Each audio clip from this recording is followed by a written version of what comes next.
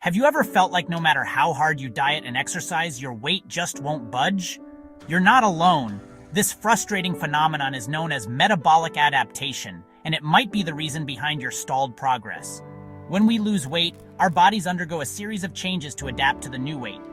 Two of the primary changes are a decrease in our BMR, the number of calories our bodies burn at rest, and our NEAT or non-exercise activity thermogenesis, which means we subconsciously reduce our unplanned exercise. This could typically be through things like subconsciously fidgeting less.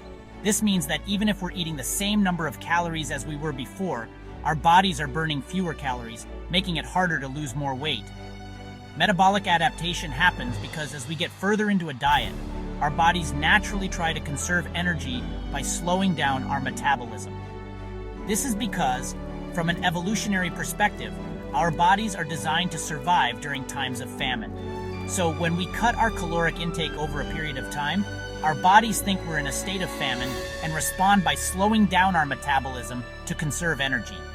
This metabolic adaptation is a natural response to weight loss, and it's a major reason why so many people hit a weight loss plateau and then give up or think they're doing it wrong. So let's talk about the physiological processes behind metabolic adaptation.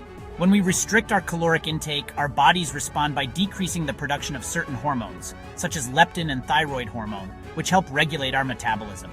At the same time, our bodies increase the production of other hormones, such as ghrelin, which stimulates appetite.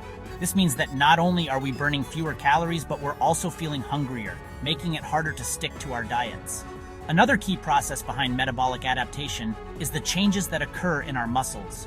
If we restrict our caloric intake and don't resistance train to stimulate muscles and consume an adequate protein intake, our bodies also start to break down muscle tissue to use for energy.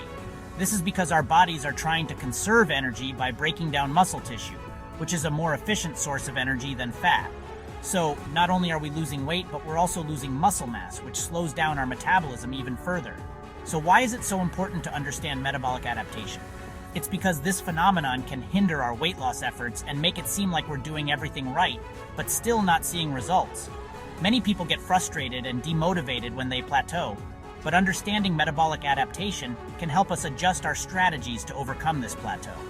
Metabolic adaptation is a complex process that's affected by a variety of factors, including our diet, exercise habits, and even our genetics. By understanding how our bodies adapt to weight loss, we can take a more informed approach to dieting and exercise that takes into account our body's natural responses. So, let's take a look at a real-life example of metabolic adaptation in action. Sarah lost 25 pounds in 6 months, but then struggled to lose the last 10 pounds. Despite sticking to her diet and exercise routine, she just couldn't seem to budge the scale. This is because her body had adapted to her new weight and was conserving energy, making it harder for her to lose more weight. In this case, metabolic adaptation played a major role in the plateau. By understanding this phenomenon, we can take steps to adjust our strategies and overcome these challenges. So what can we do to minimize muscle loss and account for metabolic adaptation? First of all, if you haven't been dieting for too long, say 2 to 3 months, then you may be able to settle with either decreasing your calories further, increasing the amount of exercise you do, or perhaps both, as this can help continue your progress. However, eventually this could lead to very low calorie intake and large amounts of exercise, which can become unsustainable and could harm your health. Secondly, you should be resistance training to minimize muscle loss and aim to consume protein with each meal to optimize muscle retention. This can also help with curbing hunger, as protein is the most satiating macronutrient. As a side note, you should ideally resistance train regardless of dieting due to the various health and fitness benefits. I will cover this more in other videos. So back to hitting that plateau. What you need to do is start by finding your new maximum maintenance calories, which is how many calories you can eat without gaining weight. As you increase your calorie intake, metabolic adaptation will start to reverse, and your NEAT and BMR would start to increase again, although not to the point where you would maintain weight at the same amount of calories as before you started losing weight. You can do this by initially increasing your daily calories by 300 to 500. You may notice your weight rises the first week after this, but then continues to slowly fall in the weeks after because you are not at maximum maintenance. Because of this, you then make a second calorie increase, this time around 300 calories. Your weight rises again, but then starts to fall, although much more slowly in the weeks after, meaning you are still short of maintenance. So you add another 150 calories to bridge the gap to maintenance. Your weight rises in the first week and is then stationary. At this point, you could then add another 100 to 150 calories to see if you can bump calories a little higher, but this causes you to slowly gain weight, so you remove the last 100 to 150 calorie addition, meaning your previous calorie amount was the maximum you could maintain your weight on. You have now reached maximum maintenance calories. Let's imagine George had been dieting for 6 months and his weight loss stalled. He increased from 1,500 calories a day, where he was hitting a plateau, to 1,800 calories a day, then to 1,950, then 2,050, and then back to 1,950. This means George's maximum maintenance calories are 1,950 a day.